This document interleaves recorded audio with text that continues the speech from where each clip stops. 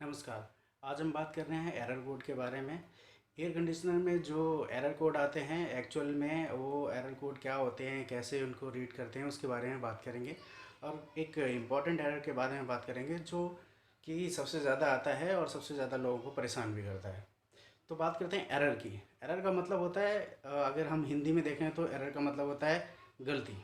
यानी कि air conditioner के अंदर अगर कोई भी कंपोनेंट या कोई भी प्रोसेस ठीक से काम नहीं कर रहा है तो उसके आगे एरर लगा दिया। अब जैसे एक कंपोनेंट है एयर सेंसर। अब एयर सेंसर अगर ठीक से काम नहीं कर रहा है तो एयर सेंसर का एरर आ जाता है।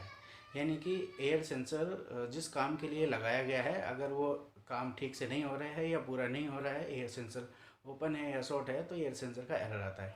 इसी तरह से बाकी भी कंपोनेंट्स होते हैं और कुछ प्रोसेस भी होते हैं। जैसे रेफ्रिजरेंट ट्रैवल करता है रेफ्रिजरेंट सिस्टम के अंदर, तो वो ठीक से अगर ट्रैवल नहीं कर रहा, चोकिंग हो गया है या फिर उसमें गैस कम है तो ठीक से काम नहीं कर रहा है, तो रेफ्रिजरेंट का एरर आ जाता है। अब एक और एरर आता है जिसको बोलते हैं कम्युनिकेशन एरर। अगर कम्युनिकेशन एरर का मतलब है कि इंडोर से आउटडोर के बीच में जो कम्युनिकेशन होता है, इंडोर आउटडोर को कमांड भेजता है, आउटडोर इंडोर को कमांड भेजता है, अगर वो ठीक से नहीं हो पा रहा है तो कम्युनिकेशन का एरर आता है। तो चलिए देखते हैं कि कई सारे ब्रांड जो हैं वो एरर कोड को अलग अलग कोड के हिसाब से नॉमिनेट करते हैं। सभी ब्रांड के एरर कोड सेम नहीं होते हैं। तो कुछ ब्रांड के बारे में हम देख लेते हैं कि एक ही प्रॉब्लम के लिए कोई ब्रांड कुछ और कोड डिक्लेयर करता है, कोई ब्रांड कुछ और कोड डिक्लेयर करता है। प्रॉब्लम सबकी एक है। हो सकता है कि जैसे एयर सेंसर है, वोल्टास एयर सेंसर को एयर सेंसर की प्रॉब्लम के लिए E4 एरर कोड देती है, कोई दूसरी कंपनी है वो E3 देती हो। सो इसलिए जब कभी भी कोई भी एरर कोड आ रहा हो तो हमें दो चीज़ें सबसे ज़्यादा ध्यान देने वाली होती हैं। सबसे पहला है तो ये कि वो किस ब्रांड का एसी है, दूसरी बात ये है कि उसका मॉडल क्या है। तो फिर हम उस ब्रांड का उस मॉडल के अकॉर्डिंग एरर कोड का लिस्ट देखेंगे, जिससे कि हमें पता चलेगा कि वो जो कोड आ रहा है एसी के अंदर, एरर कोड आ रहा है, उसका सही मतलब क्या है और उसकी सही डिस्क्रिप्शन क्या है, जिससे कि हम एक सही नतीजे पर पहुंच सकते हैं और एसी के अंदर जो भी प्रॉब्लम है उसको ठीक से सॉल्व कर पाएंगे। अभी हम देखते हैं मेरे पास ये बहुत सारे मॉडल्स हैं जो कि वोल्टास ब्रांड के हैं। मैंने एक लिस्ट खोली हुई है जिसमें ये मॉडल आपको दिख रहे होंगे। इसमें बहुत सारे मॉडल्स हैं मेरे पास, लगभग जो है वो 126 मॉडल के आसपास हैं। सो सभी मॉडल्स के आगे उनका एरर कोड का लिस्ट जो है मैंने वो लगाया हुआ है। इन लिस्ट को खोल के हम एक बार देखते हैं।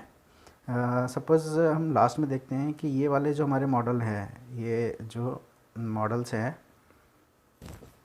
लगभग 11 मॉडल्स हैं। इन सभी 11 मॉडल्स का जो एरर कोड का लिस्ट है वो यहाँ पर लगा हुआ है। अगर हम इसको खोल के देखेंगे तो ये इसका लिस्ट है। इसमें हम देखते हैं कि यहाँ पर एरर दिखाया गया है। E0 एरर जो है वो इंडोर यूनिट EEPROM पैरामीटर का एरर दिखाया गया, यानी कि इंडोर का मेमोरी लॉस हो गया है अगर, तो E0 एरर आएगा। और E1 देखते हैं तो इंडोर आउटडोर कम्युनिकेशन एरर है। जैसे उसी तरह से E2 देखते हैं तो जीरो क्रॉसिंग एरर है। E3 जो है वो फ़ैन की स्पीड के लिए है। E4 जो है वो रूम सेंसर के लिए है। E5 जो है वो कॉइल सेंसर के लिए है। सो इसी तरह से बहुत सारे एरर जो हैं वो इसमें दिए गए हैं। So उसकी डिस्क्रिप्शंस आगे लिखी हुई है। तो ये बहुत ज़रूरी हो जाता है कि जो भी एरर कोड यूनिट के ऊपर आ रहा है तो उसके लिए हमें पहले ये पता होना चाहिए कि उसका मॉडल क्या है। चलो अब एक बार दूसरा मॉडल्स का एक बार देख लेते हैं। अब मेरे पास ये कुछ और मॉडल्स हैं। इन और मॉडल्स में मैं इन मॉडल्स, ये बहुत सारे मॉडल्स हैं, इनका एक फ़ाइल खोल लेता हूँ।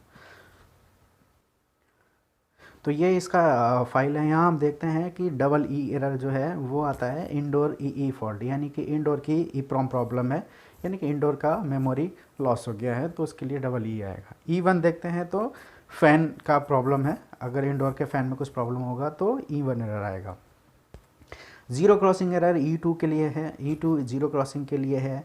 कॉइल सेंसर के लिए E3 आता है। E4 जो है वो एम्बिएंट सेंसर के लिए आता है, यानी इंडोर में जो रूम सेंसर लगा होता है उसके लिए। E0 जो है वो आउटडोर का EEPROM प्रॉब्लम, यानी आउटडोर की PCB का मेमोरी अगर लॉस हो गया है तो E0 एरर आएगा। और E6 देखते हैं तो indoor and outdoor machine communication fault, यानी कम्युनिकेशन एरर आएगा तो E6 एरर आएगा। तो अभी हमने जैसे दूसरे मॉडल्स में देखा था कि उसमें क्या था कि E1 जो एरर है वो कम्युनिकेशन एरर था, और उसके अलावा मैं दूसरा मॉडल देखता हूँ तो उसमें E6 एरर है। अब ये एक ही ब्रांड है, वोल्टास ब्रांड है, बट मॉडल अलग अलग है। मॉडल अलग अलग होने की वजह से क्या होता है कि जो है ये कोडिंग जो है वो चेंज हो गई। प्रॉब्लम एक ही है, कम्युनिकेशन की प्रॉब्लम है। बट एक मॉडल में कम्युनिकेशन को E6 से नॉमिनेट किया है, एक मॉडल में कम्युनिकेशन को E1 के से नॉमिनेट किया है। तो बहुत ज़रूरी है कि जब भी हम एरर कोड रीड करते हैं तो हमें मॉडल और ब्रांड पता होना ज़रूरी है।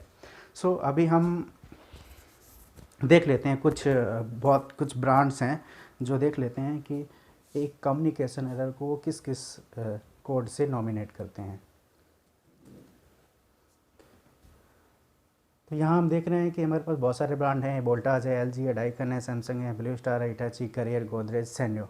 अब अगर हम देखें Voltas, E6 error, E1 error, EL01 error, इसकी डिस्क्रिप्शन क्या है, कम्युनिकेशन एरर। LG अगर देखते हैं CH05, डाइकन देखते हैं U4, सैमसंग देखते हैं E101, E102, blue star E6।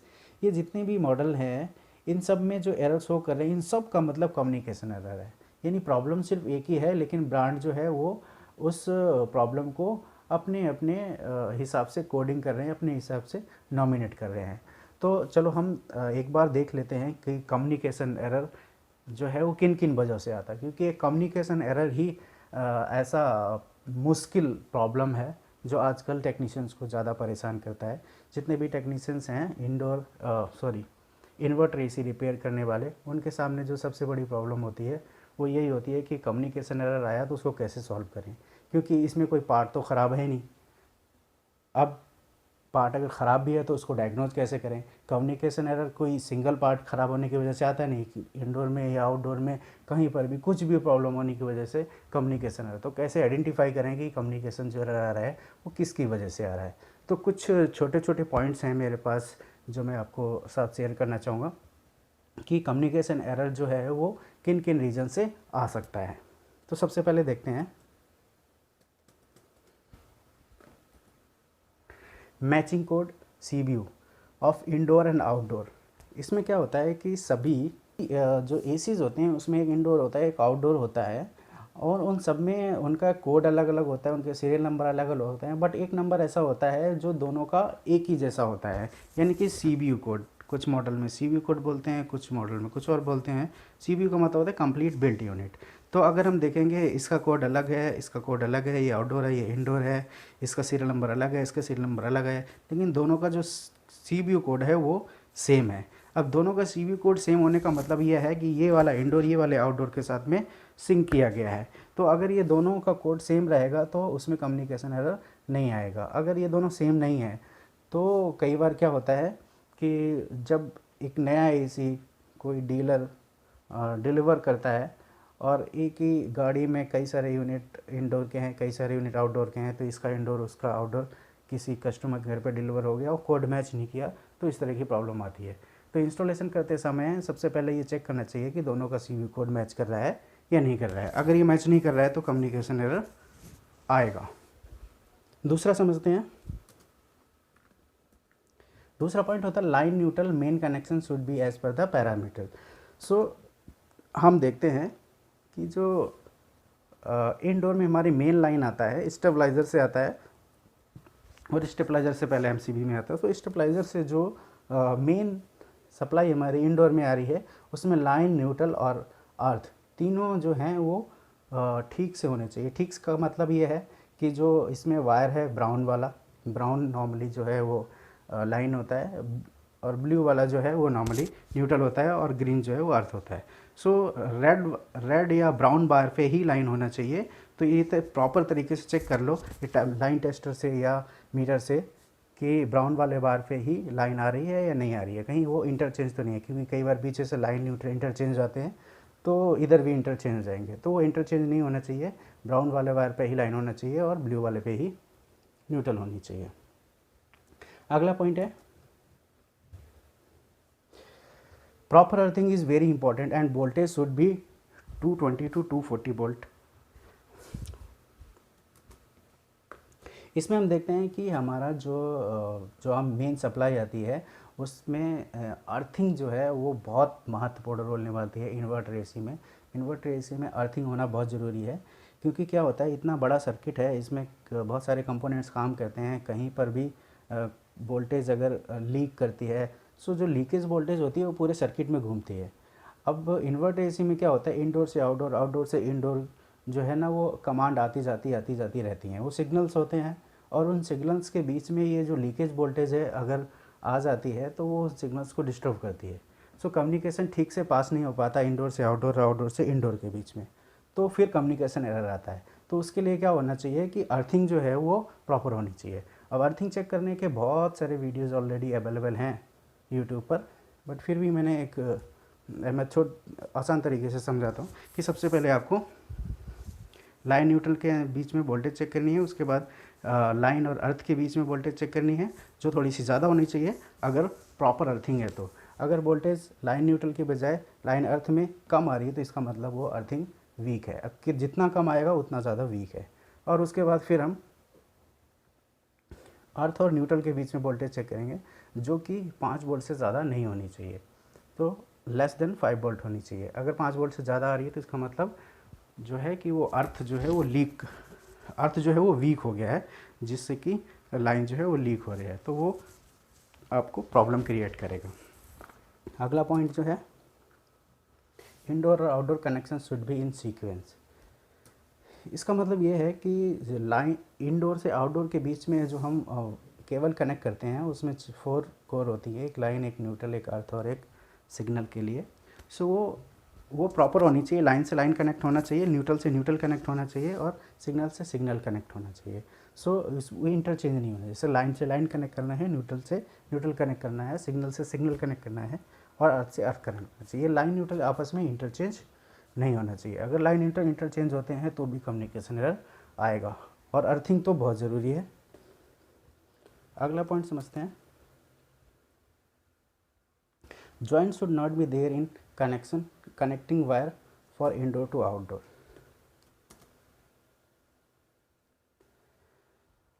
आमतौर पर देखा होगा कि जब इंडोर या आउटडोर जब हम इंस्टॉल करते हैं और उनके बीच में दूरी ज़्यादा होती है, कुछ एक फिक्स साइज़, फिक्स लेंथ की वायर उसके साथ में आती है, बट जब लेंथ उससे ज़्यादा होती है इंडोर और, तो हम एक एक्स्ट्रा वायर लेके उसके साथ में जोड़ देते हैं।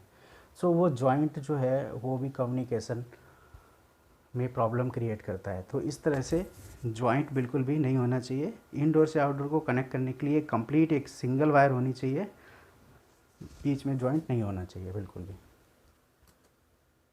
अगला समझते हैं, loose connection should not be there. Loose connection obviously अगर इंडोर या आउटडोर या जहाँ पर भी इलेक्ट्रिकल कनेक्शन है वहाँ कहीं पर भी अगर लूज कनेक्शन है, कनेक्टर लूज है या थिम्बल लूज है, यहाँ पर इंडोर के पीसीबी में, आउटडोर के पीसीबी में, बीच में कनेक्टर में कहीं पर भी अगर लूज कनेक्शन है तो भी कम्युनिकेशन एरर आ सकता है। All connection should be as per the wiring diagram. कई बार क्या होता है कि हम कुछ प्रॉब्लम को चेक करने के लिए कुछ वायर को डिस्कनेक्ट करते हैं। सो डिस्कनेक्ट करने के बाद जब हम वापस उसको कनेक्ट करते हैं तो वो इंटरचेंज हो जाती हैं, इधर की वायर उधर, उधर की वायर उधर लग जानी चाहिए। तो इस तरह से अगर होता है तो भी कम्युनिकेशन एरर आ सकता है या कुछ और भी फॉल्ट हो सकता है। सो हमेशा ध्यान रखो कि वायरिंग डायग्राम के हिसाब से ही अंदर की वायरिंग होनी चाहिए। सो कभी भी यूनिट को स्विच ऑन करने से पहले एक बार चेक कर लो कि जो भी आपने वायर कनेक्शन किए हैं या उसमें जो लगे हुए हैं वो as per the wiring diagram है या नहीं है। एंड सबसे लास्ट में आता है इंडोर कंट्रोलर या आउटडोर कंट्रोलर में भी फॉल्टी। ये सारी चीज़ें हमने चेक कर ली, एक बार हम फिर से नज़र डालते हैं। जब भी कम्युनिकेशन एरर आता है तो कम्युनिकेशन आने की क्या क्या वजह हैं वो हमने डिस्कस की। अब हमने सबसे पहले कोड चेक कर लिया, कोड ठीक था। उसके बाद हमने line neutral, main line neutral check कर लिया, मान लो वो भी ठीक है। उसके बाद अर्थिंग चेक किया हमने, अर्थिंग भी ठीक है, अर्थिंग भी प्रॉपर है। उसके बाद फिर हमने लाइन और न्यूट्रल और अर्थिंग और सिग्नल जो इंडोर से आउटडोर को जा रहे हैं उनका सीक्वेंस भी चेक कर लिया, वो भी प्रॉपर है, उसमें भी कहीं पर भी इंटरचेंज नहीं है, ठीक तरह से जा रहा है। उसके बाद हम और वायर में कहीं जॉइंट भी नहीं है, ठीक है। उसके बाद हमने चेक किया कि बहुत सारे कनेक्शंस जो लगे हुए हैं वो भी सब टाइट हैं अच्छी तरह से, कहीं भी लूज कनेक्शंस नहीं है। उसके बाद हमने वायरिंग डायग्राम के हिसाब से पूरी वायरिंग भी चेक कर ली। अब लास्ट चांस बचता है कि इंडोर का पीसीबी ख़राब हो सकता है या आउटडोर का पीसीबी ख़राब हो सकता है। सो इंडोर का पीसीबी कम्युनिकेशन आउट कर रहा है या नहीं कर रहा है, या कम्युनिकेशन दे रहा है या नहीं दे रहा है, ये चेक करने के लिए ऑलरेडी मैंने एक वीडियो बनाया हुआ है, वहाँ जाके आप देख सकते हैं उसको कि इंडोर का पीसीबी कम्युनिकेशन दे रहा है या नहीं दे रहा है, ये कैसे चेक करें। तो इंडोर का पीसीबी कंफर्म हो जाएगा कि वो कम्युनिकेशन दे रहा है या नहीं दे रहा है। उसके बाद बचता है आउटडोर का पीसीबी और कंप्रेसर। तो इसके लिए भी मैंने ऑलरेडी एक वीडियो बनाया हुआ है, काफ़ी लोगों ने उसको पसंद किया है। तो उस वीडियो को देखकर भी आपको ये समझ में आ जाएगा कि आउटडोर का पीसीबी कंप्रेसर के लिए सप्लाई आउट कर रहा है या नहीं कर रहा है। ये चेक करने का प्रोसेस क्या है, उधर चेक करके भी हमें आसानी से ये पता लग जाएगा कि आउटडोर के पीसीबी ठीक है या उसमें कुछ प्रॉब्लम है। तो इस तरह से इतने सारे पॉइंट्स जो हमने डिस्कस किए, ये सारे पॉइंट्स अगर हम ठीक तरह से चेक कर लेते हैं तो काफ़ी हद तक हमें मदद मिलेगी कम्युनिकेशन एरर को सॉल्व करने के लिए।